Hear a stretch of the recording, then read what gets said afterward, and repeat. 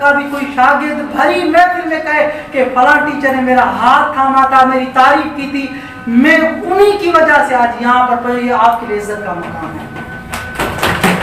और दूसरी बात, टीचर कोई ऐसा टीचर हो जो नामवर टीचर हो और वो अपने स्टूडेंट की तारीफ करे कि ये मेरा काबिल स्टूडेंट है, ये उस्ताद के लिए फख्र की बात है।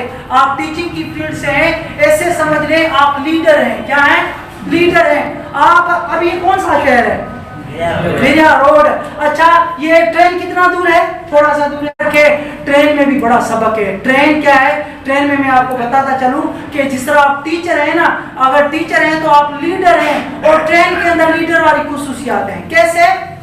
ट्रेन का जो अगला हिस्सा जिसे इंजन कहते हैं, वो सारे डब्बों को साथ लेके चलता है। कैसे? वो फर्स्ट क्लास डब्बों को भी साथ लेके जाता है, सेकंड क्लास जो थर्ड क्लास के डब्बे हैं उनको भी साथ लेके चलता है। टीचर भी अपनी क्लास में होशियार लड़के जो है, जो है कि उनको भी लेके जाता है, मुतवस्सित दरमियान है उनको भी लेके जाता है। पता है यार बेचे रहे हैं, पीछे बैठे हैं, उनकी भी मदद करने में, उनको आगे पहुंचाने में मदद करता है। ये टीचर की खुसूसियत है।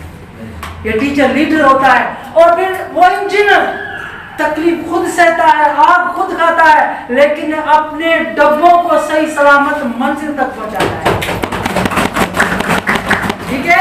इसी तरह वो इंजन खुददार होता है, वो किसी का मोहताज नहीं होता। टीचर किसी का मोहताज नहीं होता, बच्चे उसके मोहताज होते हैं,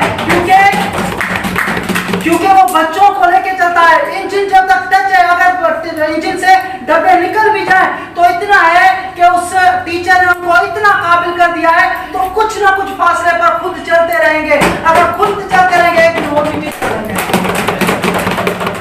ये टीचर का कमाल होता है। टीचर के अंदर ये लर्निंग एटीट्यूड होता है कि वो बच्चों को आगे किस तरह लेके जा रहा है।